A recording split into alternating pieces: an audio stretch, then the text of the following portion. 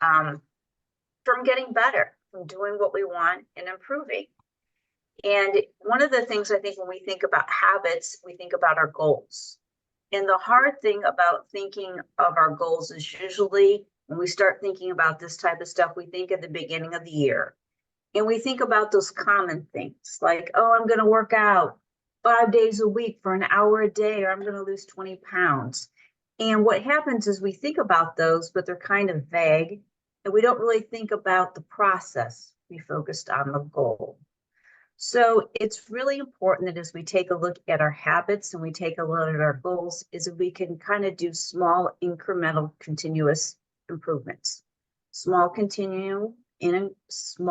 incremental continuous improvements are what really makes the big difference. So I'd like to start out with a little story about the British cycling team. In 2003, they changed their trajectory when they hired David Brailsford as their new performance director. At that time, the British cycling team had a history of mediocrity. In 1908, that year, they had one cyclist who won one gold medal. That was it during that year. And that's going back from 1908 all the way up to 2003. During that time, they never had a cyclist win a Tour de France. They were so bad. How bad were they, Karen? They were so bad that none of the top European bike manufacturers wanted to sell them or would sell them bikes because they were afraid it would decrease their sales. So Brailsford had this relentless commitment to a strategy he referred to as aggregation or marginal gains. So his philosophy in this was taking tiny marginal improvements. The idea is if you broke down cycling and everything that goes into riding a bike and just increase it by just 1% and you put them together, you'd have a major impact. So let's take a look at some of the small adjustments he decided to do. He redesigned the seats so they were more comfortable. He rubbed alcohol on the tires to get a better grip.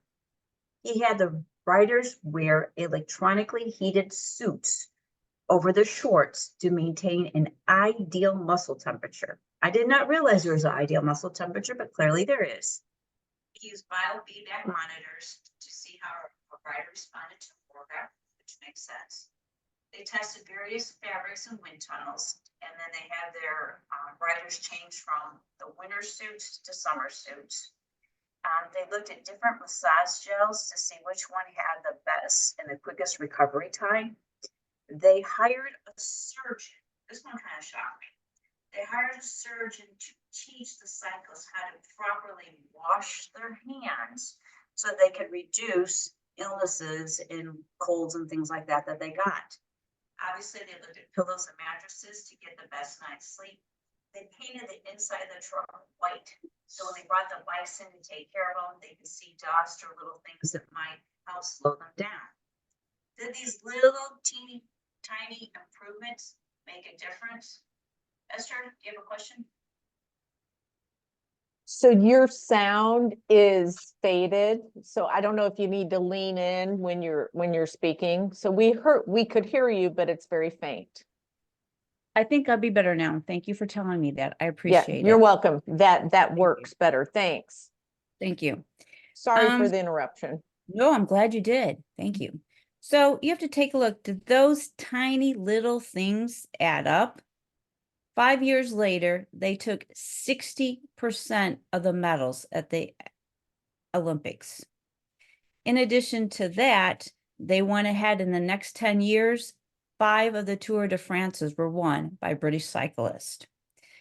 So as you can see, if you can increase and just get better 1% a day for a whole year, at the end of the year, you're going to be 37 times better.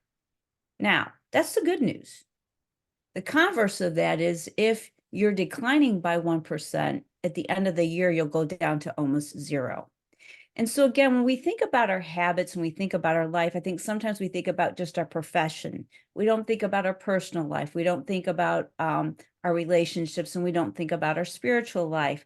So I'm just going to share with you a little quote from Mother Teresa. She has daily reflections, and I like her daily reflections because I think they're very heart of the matter. And in this one, and so if you're not a person of faith, please bear with me. This is for April 24th. Nothing can make me holy except the presence of God. And to me, the presence of God is fidelity to small things. Fidelity to small things will lead you to Jesus, but infidelity to small things will lead you to sin. Now, again, even if you're not a person of faith, when you're looking at those small things, how they can make a difference in how to increase performance or make things better, or they can go ahead and pull you down by having the bad habits. So again, looking back at when we take a look at our goals, one of the things that we get stuck with our goals is making that process, because we want to go ahead and we want to make the process easy. So what I'd like to do right now is I'd like for you to think about, because we're going to go through 4 steps of the process to make it a habit or goal more easy for you to do. Typically, when you're looking for a habit or goal, you want to go ahead and increase a habit. You need to make it obvious, you need to make it attractive, you need to make it easy, and you need to make it satisfying. And we're going to go through each one of the steps. But to get started, I want you to take 3 to 4 minutes and think about something that you want to improve, a goal that you want to increase in your life. So I'll go ahead and I'm going to put 4 minutes on my phone, and we'll see how we're all doing in 4 minutes.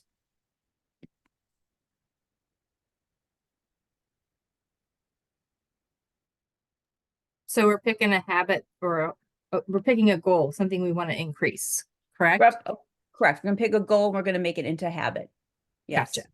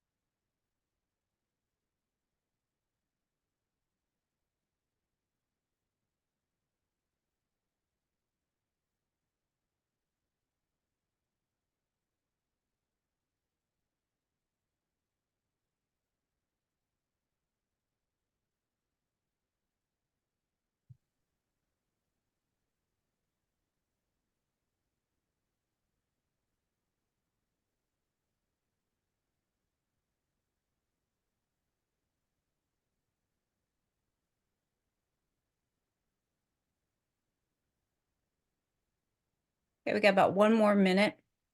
If you're done, you just want to put your hand up so I know you're done. That would be great. All right. All right then. Great. Thank you. Thank you. All right. We'll take about 20 more seconds here and we'll move on.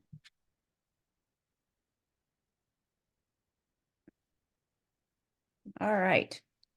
So again, when we think about our goal and making it into habit, we're going to focus now not on the goal, but we're going to focus on the process. So I kind of think of this as looking at a flow chart. Now, when we look at a flow chart, a lot of times we think of yes and no. But I'm talking more about a step-by-step diagram flow chart where you sit there and say, when you do step A, then from you go there, you go to here, step B, and you have all the arrows taking you through the steps. That's what we want to create when we're looking at creating our habits and creating our processes. So I'm going to do a share screen because I think it would be a little bit easier if I do that when we talk about the first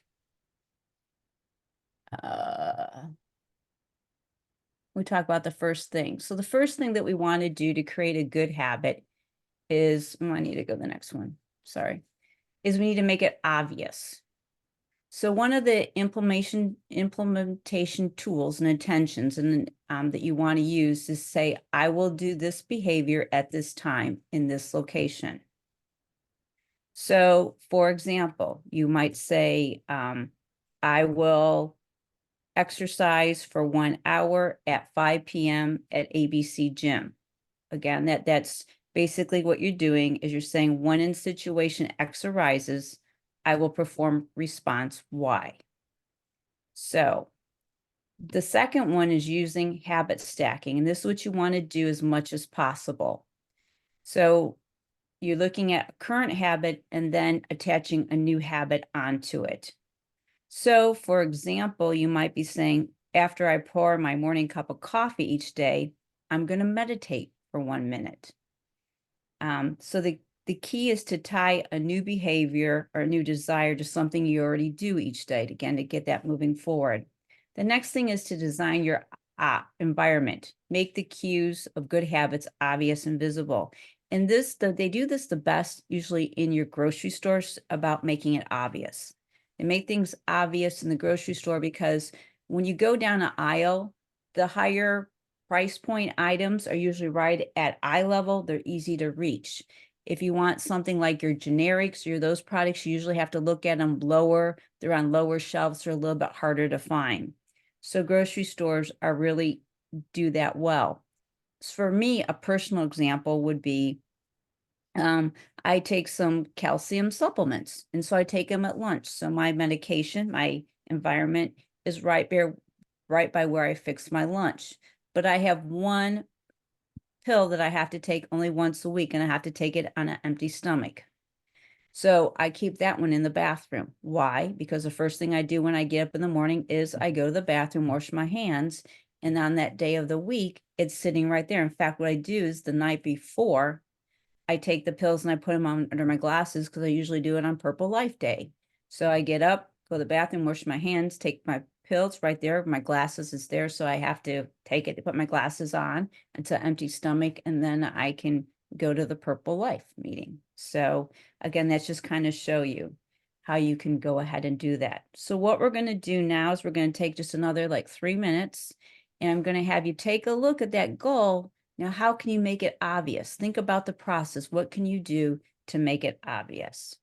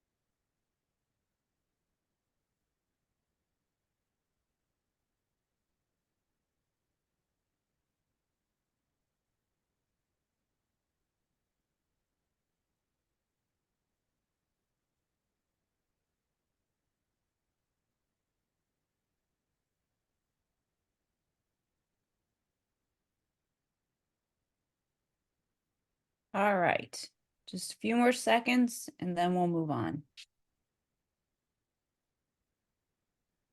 So the second thing to do is to make it attractive. So what we want to do is do temptation bundling. Pair an action that you want to do with an action you need to do.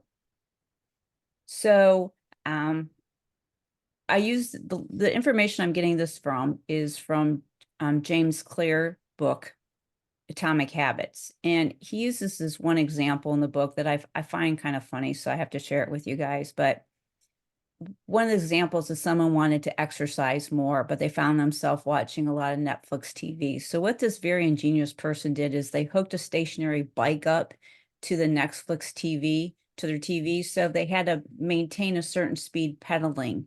And if they didn't maintain that speed, the TV went off. So if they stopped pedaling for a few minutes, the TV paused. So that's really making a change. I don't know that I could be quite that strong about it, but I thought it was a good cute thing, so I had to share it. So basically what this bundling is saying is after a current habit, you put in the habit you want to do, you need to do, then after you do the habit you need to do, you do a habit you want to do. So for example, after I have my morning coffee, I'm going to say one thing I'm grateful from the previous day. After I say one thing I'm grateful for from the previous day, I will I like reading the newspaper. Maybe I'll read the newspaper. Maybe I'll check Facebook. So again, we have that stacking. Next one is to join a culture where your desired behavior is normal. Running club, cycle club, entrepreneur club. You have all those types out there. And then on the next one is creating a motivational ritual. Do something you enjoy doing immediately before. So, one of the things that I notice is usually like the theme Rocky. Usually whenever I hear that theme Rocky, I'm ready to exercise and kind of pump it up. If you do any half marathons, a lot of times that's what they do before the marathon. They've got that motivational music pumping everyone, getting everyone ready for the race. So what we're going to do now is just to take 2 to 3 minutes to think how you can look at that goal and what you can do to make it attractive to that stacking of behavior. So.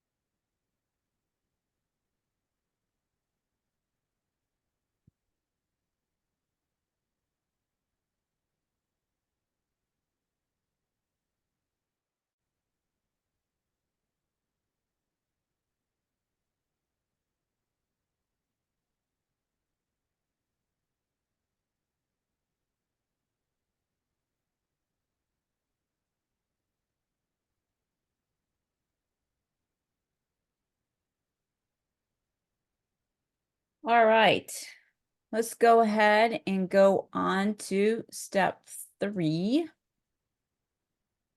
And step 3 is make it easy, easy peasy. So what you want to do is try to reduce the number of steps, kind of going back to that keep it simple kiss. You want to just keep the minimize, make it as simple as you can so it's easy as possible. We talked earlier about priming your environment. The other thing they talk about is kind of mastering the decisive moment, optimizing the small choices that deliver the biggest impact. And that kind of goes with a 2-minute rule, downscale your habit until they can be done in 2 minutes. So one of the things that we need to talk about when we're looking at a habit is a habit isn't necessarily the duration of how longer you're doing it. It's the number of reps you get doing. So what I mean by that is if you take a look at 2 people, one person wants to brush and floss their teeth after every meal. So that's 3 times a day they want to do this. Another person wants to play the piano for 30 minutes a day. So at the end of 7 days, that person who flossed and brushed their teeth 3 times did that 3 times 7 days. They've got 21 reps in. The person who played the piano once a day for 30 minutes, 7 times 1 is only 7 reps. So even though the duration was longer, the thing that we want to get is the reps. If you think about athletes, most athletes, that's what they do is they get the reps in. They shoot, if they're basketball players, they shoot free throws. They make sure they do 100 reps at one time. Maybe it's 1,000 reps a day, depending upon what they're trying to do.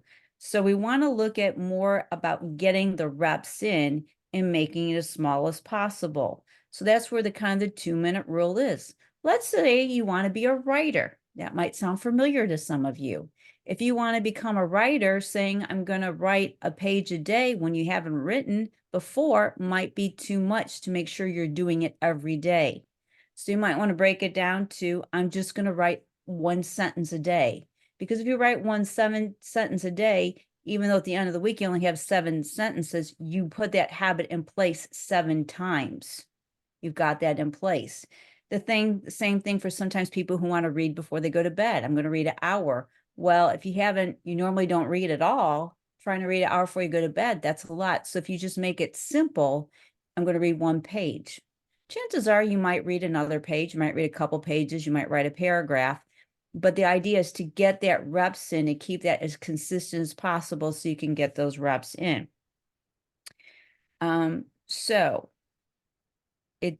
So having said getting those reps in, we're going to go ahead and I'm going to give you 3 minutes to work on making it easy for yourself. So take a look at that goal.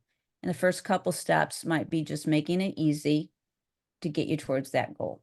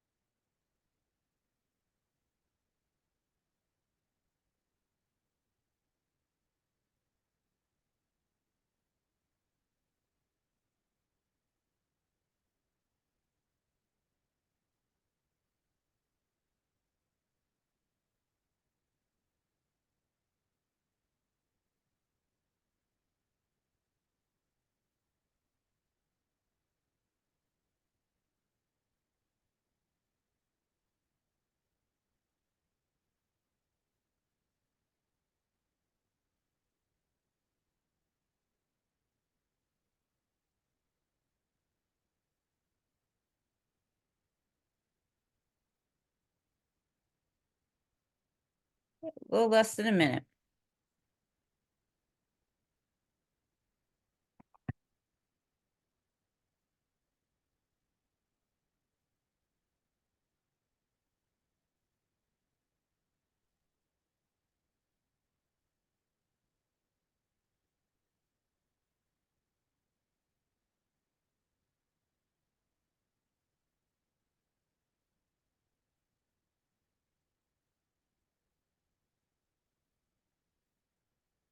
All right, before we move on to step number 4, does anyone have any questions so far?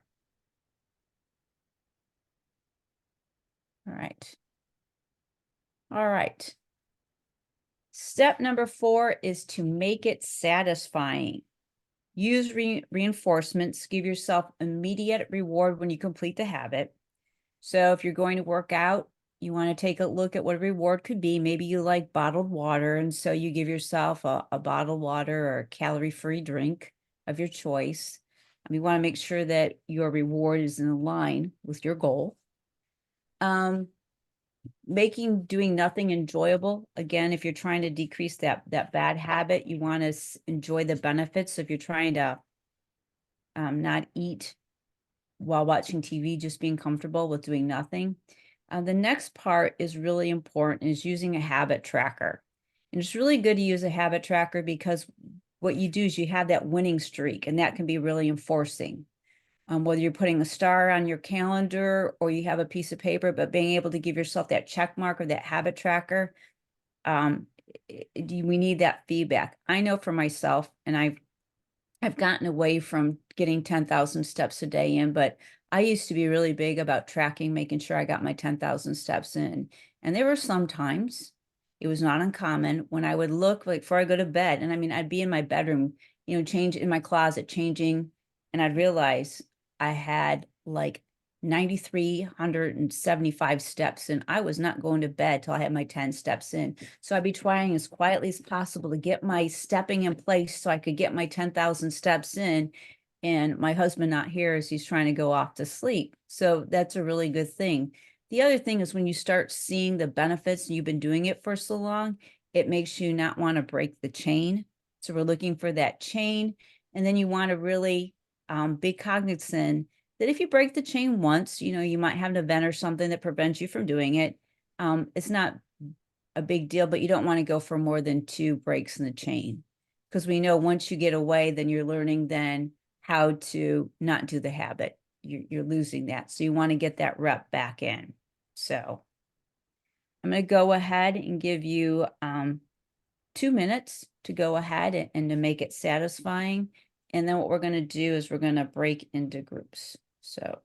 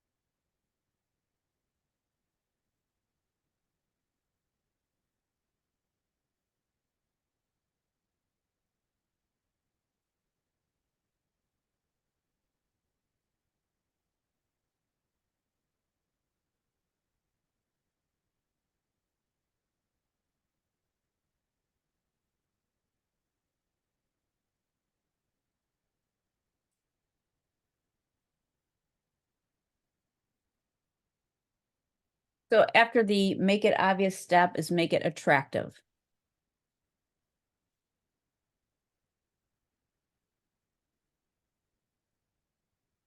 All right, so. um,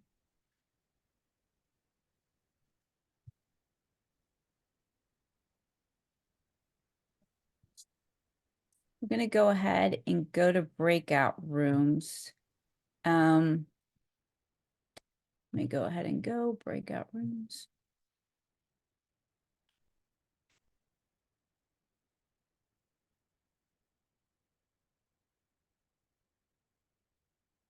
All right.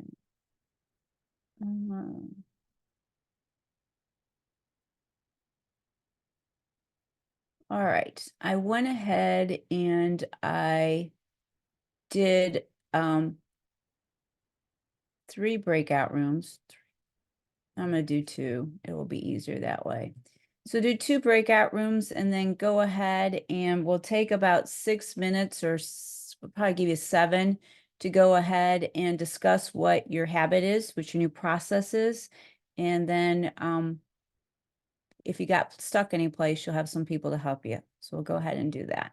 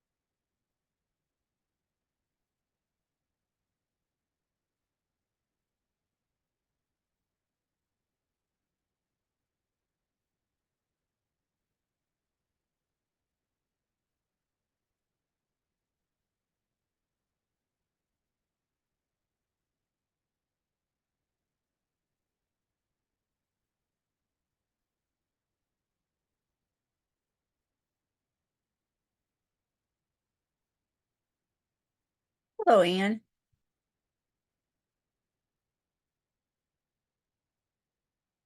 I'll put you in a room.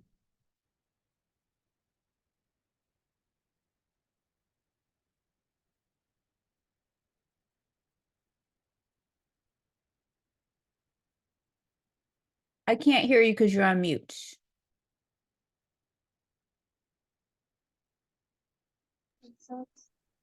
Okay. Right. I've run into a couple problems at the shop, so I gotta leave. I'm sorry. That's okay. Well, thank you for coming. I appreciate having you. Well, yeah, I didn't want to miss it, but sounds like I am, but it's recorded, so I will check it out later on. Okay. Have a good day, Anne.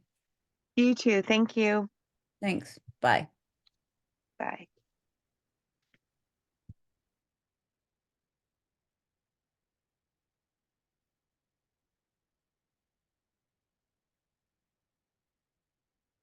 All right.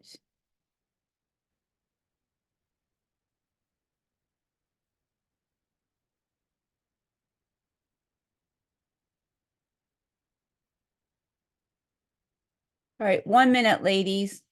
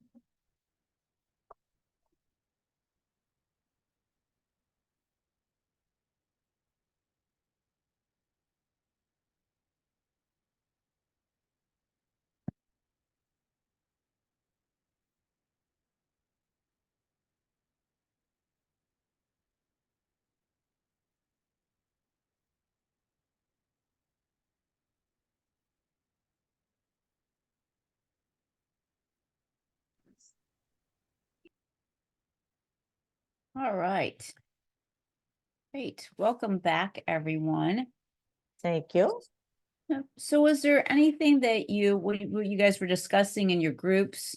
Anything that you thought was easy, hard? What kinds of things did you talk about? Anybody want to share? I feel like Dieter and I had a really good conversation.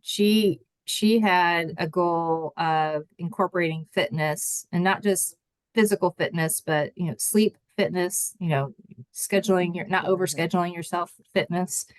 But so we talked a lot about that and how I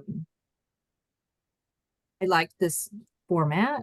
I like this format because there was something I was already doing and then I wasn't being consistent. So I'm like, oh, okay. I just make these tweaks and I think this format will help me to stay on track with it. So I thought it was really cool. Good, good. I agree. And I think this, oh no, I'm about to sneeze. I'm sorry. My allergies have been horrible. Okay, sorry. I thought it was coming. Bless you, bless you. Thank you. Just in case. This is perfect timing and all your, we all have worked with SMART goals, right? This was to me similar, but just this made me go deeper and more realistic, if that makes sense. Yeah. So as I was going through this process, I was like, oh no, oh, this is not just about fitness. This is deeper than that. And I also realized this helped me to really take a step back and create these habits for the woman I am today. Mm-hmm. Not like what fitness worked last year. I'm a little older. Even this Yeah. year, I've changed it a little bit. I'm a little Mhm. heavier, so maybe the Mhm. cardio might need to look a little different. So it just really helped me to assess and get to the root in these different areas. And I liked how some of the questions were attractive and easy because that helped me to just I will need to still make some decisions. But something else that this really helped me, I just listened to something this morning and I realized I actually like coming up with options and choices. I don't make decisions. So that I know it's crazy, but that's kind of what gets in the way of execution, right? Mhm. So Yeah. this is really helping me to make a decision that I'm just going to commit to and just do it. Mhm. I love it. Yeah, that's great stuff. I like the way, and I agree with you. I think SMART goals are good, and I'm not saying don't do that, but sometimes you don't implement them. They're not, you don't figure that part out, the process. Esther. Yeah, so we all were centered around like physical aspects. I don't know if Amanda of yours was too. I know Dietrich's was, but Praise and gratitude was mine, 10 minutes. oh, Can't okay. So Lord for you made me anything. Praise and gratitude. okay. So well, but ours were all kind of either related to moving more or actually, losing weight or, and so mine was, I mean, I put on some pounds, and I know what I need to do. This is the thing, Karen, like everything that you said, I know. And I Mhm. do it. This is what, and I'm like, okay, I'm doing it. What's going wrong? But one thing that you gave me in terms of an additional tool that I'm going to put in my tool shed is to make it obvious. So one way I make it obvious that's not working right now is I weigh myself every day. I see that scale and I see that it's going up. Okay. But there's a pair of pants that I have that I don't wear because they're uncomfortable. Okay.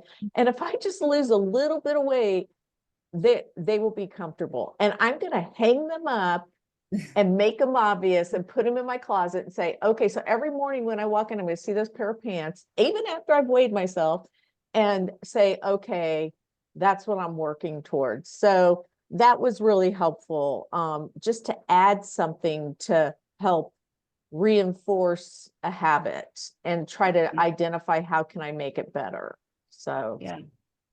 I love that. And may I suggest that you might want to consider putting your exercise clothes right in front of the pants and working that up. So then as you get up and you look at that, you're really, because sometimes, at least my closet, it could, even though it's out there, I might need to put that little step in there where I kind of have the two together to be like, yeah, that's why I'm doing what I'm doing. So right, exactly. Or put those pants next to the jelly bean jar that is sitting out there in the kitchen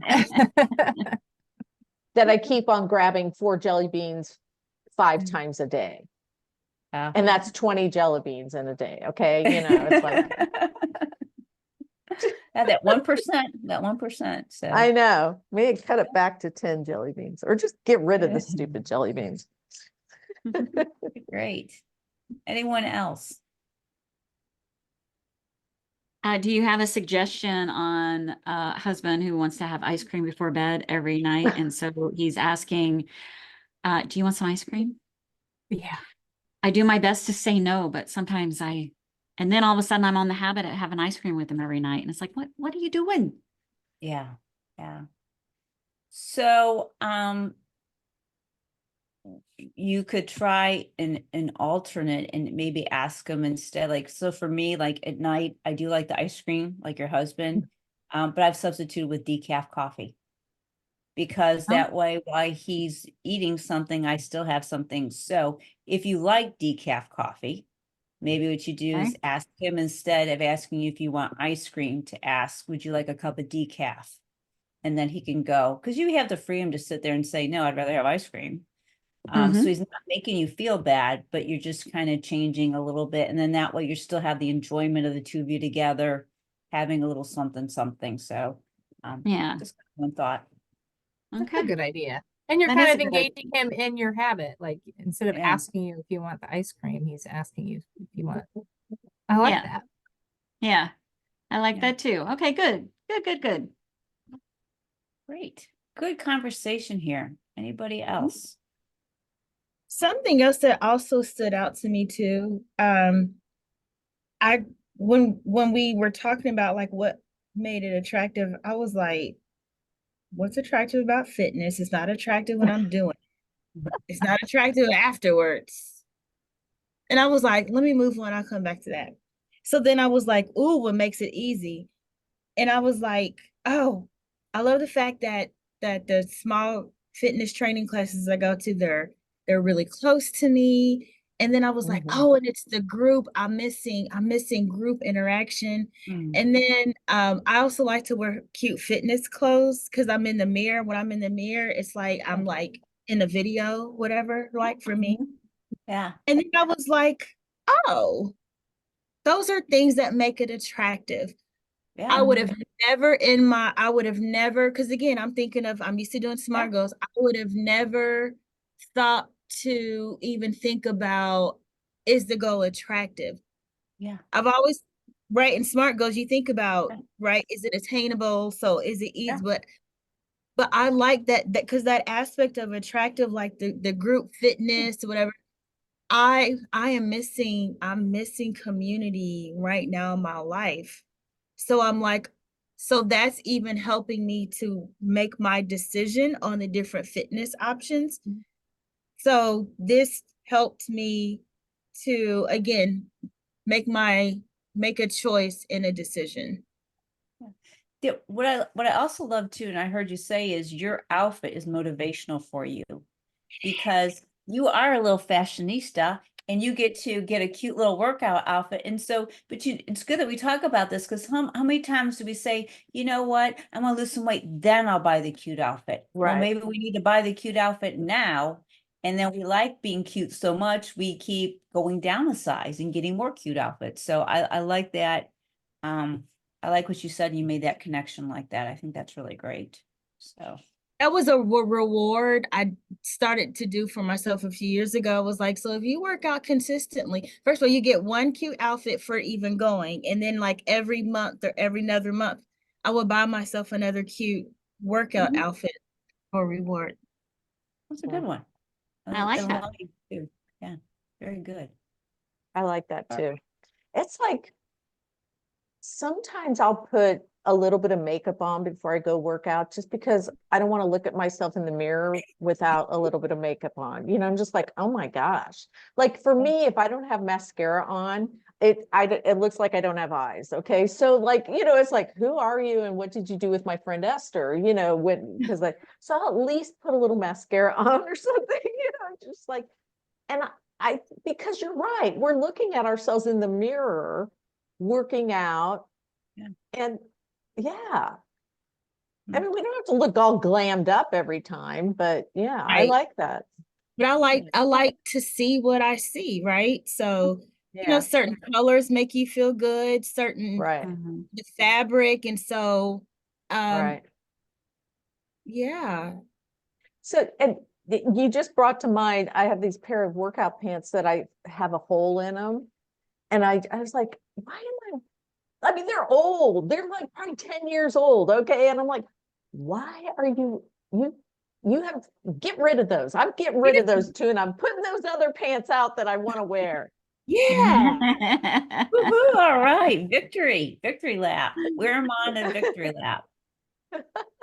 So I want to share with you something that I've been a lifetime member for many years of my life with Weight Watchers, and somebody once said something, and since you all had so many had fitness, she said, you know, there's times I regretted getting a second piece of cake, pie, whatever.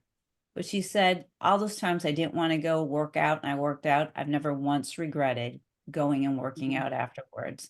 So sometimes just after you've gone, just to know that you did the right thing. I am going to do a real quick share screen because I want to share one more thing. It's pretty, oh, I didn't mean to do that. It's pretty, oh, crap. All right. Well, let me go down here. Helps if you know what you're doing. And all right. And I obviously did not share screen. So let me go back here.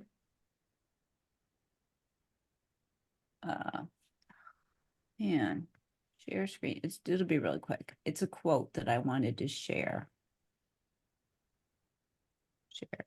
All right. And it talks about designer Edith Wharton, the first woman to win the Pulitzer Prize. And she talks about the producer of old age is habit, the deathly process of doing the same thing in the same way at the same hour, day after day. First from carelessness, then from inclination, at last cowardice or inertia. Habit is necessary, but it's the habit of having careless habits, of turning a trail into a rut. They must be incessantly fought against if one is to remain alive. One can remain alive long past the usual date of disintegration if one is unafraid to change, insatiable in intellectual curiosity, interested in big things and happy in small ways. So I thought that was just kind of, I read that, like I get James Clear, his like thing of the week, and I was like, oh, this is applicable for my thing today. So I thought I would share. Yeah. I agree. Well, Very good. so All right. ladies, I thank you for being here today. I very much appreciate each one of you. And I hope you have a good rest of the day. Thank you so much. You too. Thanks, Thank you. Karen. Thank you, Nice Karen. job. Yep. Welcome.